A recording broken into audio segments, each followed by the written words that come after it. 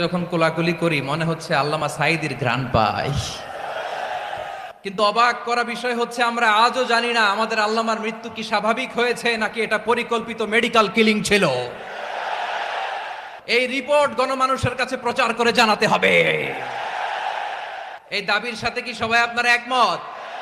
কারা কারা একমত হাত তুলে দেখান। হযরতুল আল্লাম শহীদ মরহুম আল্লামা দেলওয়ার হোসেন সাঈদী রাহিমাহুল্লাহ, ওনার স্মৃতি বিজড়িত আজকের এই ঐতিহাসিক প্যারেড ময়দানের তাফসিরুল কোরআনের প্রোগ্রামে সব আছে। স্টেজ আছে, শ্রোতা আছে, প্যান্ডেল আছে, মিডিয়া কাভারেজ আছে, কিন্তু আমাদের কলিজার টুকরাটা আমাদের মাঝে নাই। আজকের এই প্রোগ্রামে আলোচক হয়ে এই চেয়ারে আমি না বসে ওই শ্রোতাদের কাতারে বসে যদি আমাদের আল্লামার নুরানি চেহারার দিকে তাকিয়ে ওয়াজ শুনতে পারতাম, আমাদের হৃদয়টা ঠান্ডা হয়ে যেত, আমাদের তৃষ্ণার্ত হৃদয় শান্ত হতো। সব আজকে আছে, কি যেন নাই, ঠিক কিনা বলেন? আল্লাহ তাআলা প্রতি 100 বছরে একজন মুজাদ্দিদ পাঠায়, প্রতি 100 বছরে একজন মুজাদ্দিদ, যিনি সমাজকে সংস্কার করেন। আল্লামা দেলওয়ার হোসেন সাঈদী রাহিমাহুল্লাহ ছিলেন তেমন একজন মুজাদ্দিদ। চিৎকার করে বলেন ঠিক কিনা? উনি শিরক বিদআতের আস্তানাকে তছনছ করে দিয়েছেন, তাওহীদের বাণীকে সমুন্নত করেছেন, গণমানুষের কাছে তাফসিরুল কোরআনকে জনপ্রিয় করেছেন। আজীবন আজীবন তিনি ইসলামকে বিজয়ী শক্তি হিসেবে দেখার স্বপ্ন দেখতেন। এত প্রাঞ্জল ভাষা, এত চমৎকার আধুনিক প্রেজেন্টেশন, গণমানুষের কাছে কোরআনের তাফসিরকে এভাবে জনপ্রিয় করে তোলার মতো ব্যক্তিত্ব আল্লামা সাঈদী ছাড়া দ্বিতীয় কেউ এই বাংলার ভূখণ্ডে নাই। এই যে তাফসিরুল কোরআন, এই যে টার্মিনোলজি, এই টার্মটাই উনি আসলে জনপ্রিয় করেছেন। আমরা আগে জানতাম না যে এভাবে তাফসির করা যায়, এভাবে scientific indications of the Holi কোরআনকে মানুষের কাছে পেশ করা যায়, এভাবে এত জীবন ঘনিষ্ঠ করে, এত ইন্টারেক্টিভ করে কোরআনের কথাগুলো মানুষের কাছে উপস্থাপন করা যায়। উনি অন্যায়ের বিরুদ্ধে সবসময় সোচ্চার ছিলেন, প্রতিবাদী কণ্ঠস্বর ছিলেন। ওনার আলোচনা শুনলে দেহের রক্ত টকবক করে ফুটতে থাকতো। আল্লাহু আকবার, আল্লাহু আকবার, আল্লাহু আকবার। He was a strong mouthpiece of Islamic revivalism. Islamic জাগরণের স্ট্রং মাউথপিস ছিলেন আল্লামা সাঈদী রাহিমাহুল্লাহ। অনেক দোয়া পেয়েছেন, আমরা পড়েছি, এমন জীবন তুমি করিবে গঠন, মরণে হাসিবে তুমি, কাঁদিবে ভুবন। গোটা বিশ্বকে তিনি কাঁদিয়েছেন। আল্লামা যখন ইন্তেকাল করলেন, আমি তখন মালয়েশিয়া থেকে যুক্তরাষ্ট্রে একটা কনফারেন্সে যোগ দিতে যাচ্ছি, কাতার এয়ারলাইন্সে। মালয়েশিয়া থেকে দোহাতে নামলাম।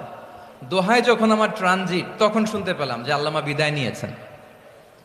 সোশ্যাল মিডিয়ায় শুনে বিশ্বাস করতে পারলাম না। মুহূর্তের মধ্যেই মাসুদ সাঈদী ভাইকে মেসেজ করলাম, উনি কোনো উত্তর দিতে পারলেন না।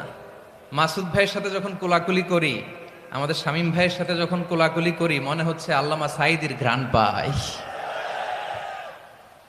শরীরটা লিটারালি কাঁপছিল, নিজেকে মানাতে পারছিলাম না, বিশ্বাস করতে পারছিলাম যে আসলে আল্লামা বিদায় নিয়েছেন। ইন দ্য মিন টাইম আমার সেকেন্ড ফ্লাইট দোহা টু নিউ ইয়র্ক, 12 ঘন্টার ফ্লাইটে উঠলাম, ইন্টারনেট থেকে বিচ্ছিন্ন হলাম। নামার পরে শুনলাম আল্লাহু আকবার, যেখানে ওনাকে কবরস্থ করার কথা ছিল সেখানেও কবর দিতে দেয়া হয় নাই। ছবিগুলো দেখতে লাগলাম, হাসিমাখা মুখ, হাসিমাখা নিথর দেহটা, মরণে হাসিবে তুমি, কাঁদিবে ভুবন। From east to west, from north to south, the entire globe, গোটা বিশ্ব ওনার জন্য কেঁদেছে, গোটা বিশ্ব কেঁদেছে। কাবার গিলাফ ধরে ধরে মানুষ চিৎকার করেছে। এর চেয়ে শ্রেষ্ঠ মৃত্যুকার হতে পারে?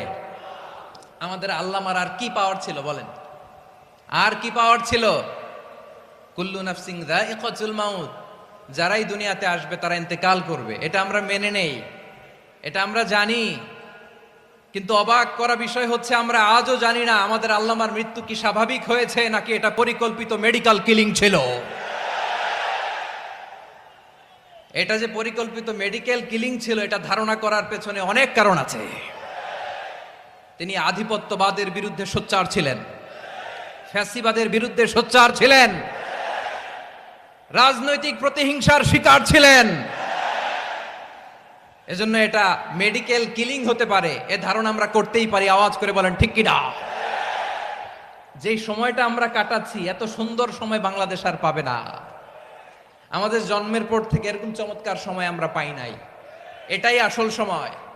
আমরা ইন্টারিম গভর্নমেন্টের কাছে দাবি জানাই, উচ্চতর তদন্ত কমিটি করে এটা কি হত্যাকাণ্ড ছিল নাকি স্বাভাবিক মৃত্যু ছিল, এই রিপোর্ট গণমানুষের কাছে প্রচার করে জানাতে হবে।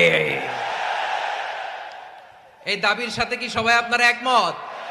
কারা কারা একমত হাত তুলে দেখান।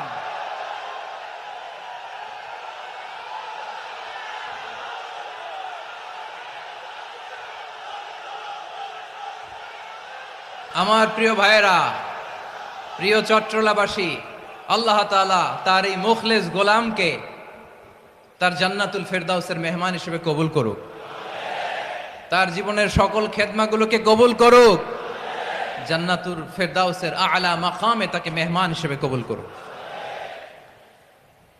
আল্লামা শহীদ দেলোয়ার হোসেন সাঈদী রাহিমাহুল্লাহ, উনি ছাড়াও এই ঐতিহাসিক ময়দানে কথা বলেছেন আল্লামা লুৎফুর রহমান রাহিমাহুল্লাহ।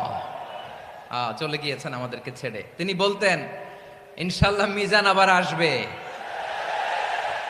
হুজুর আমি তো আসলাম, আপনি তো আমাদেরকে ছেড়ে চলে গেলেন। আল্লাহু আকবার, আল্লাহু আকবার, আল্লাহু আকবার। গলায় কোনো সুর ছিল না, সুর দিয়ে কথা বলতেন না, কিন্তু এত চমৎকার শব্দের বুনন, এত চমৎকার প্রেজেন্টেশন, এত চমৎকার ভাবে ঐতিহাসিক বর্ণনাগুলো তিনি উপস্থাপন করতেন। মন্ত্রমুগ্ধ হয়ে আমরা আল্লামা লুৎফুর রহমানের কথা শুনেছি। আমরা হযরতুল আল্লাহ লুৎফুর রহমান রাহিমাহুল্লাহর জন্য এই বিশাল ময়দান থেকে দোয়া করছি, আল্লাহ তাআলা তুমি তোমার এই খাদেমকে জান্নাতের মেহমান হিসেবে কবুল করে নাও। আরো অনেক আল্লামারা এখানে কথা বলেছেন, বিশেষ করে বাইতুল শরফের মরহুম পীর সাহেব হুজুর থেকে শুরু করে আরো যারা যারা তারকাতুল্য ওলামায়ে কেরাম এই চট্টগ্রামের ময়দানে কথা বলেছেন, আলো ছড়িয়েছেন।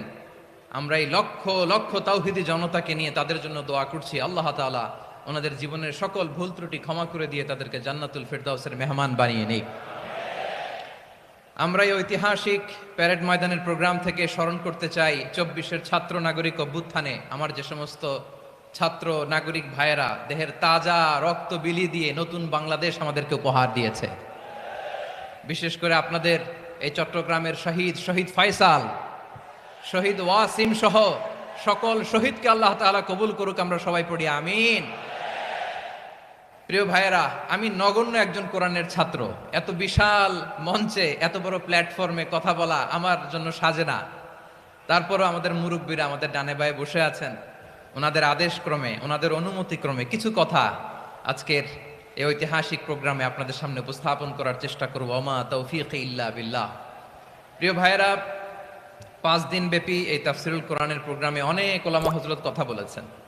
যারা কোরআন সুন্নাহ থেকে আমাদেরকে কোরআনের কথাগুলো শোনালেন, আমরা যেন সেগুলো আমল করতে পারি, আল্লাহ আমাদেরকে তৌফিক দান করুক।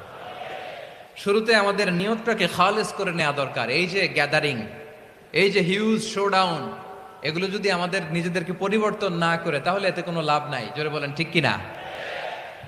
এই প্রোগ্রাম যদি আমাদের জীবনকে পরিবর্তন করে, আমাদের চিন্তার ডিএনএ কে চেঞ্জ করে দেয়, তাহলেই চট্টগ্রামের প্যারেড ময়দান সার্থক। আসুন আমরা চিন্তাকে খালেস করে নেই। আমরা সবাই নিয়ত করি যে যতটুকু কথা আমরা কোরআনের আলোকে শুনবো, আমলের নিয়তে শুনবো ইনশাআল্লাহ। বলেন সবাই।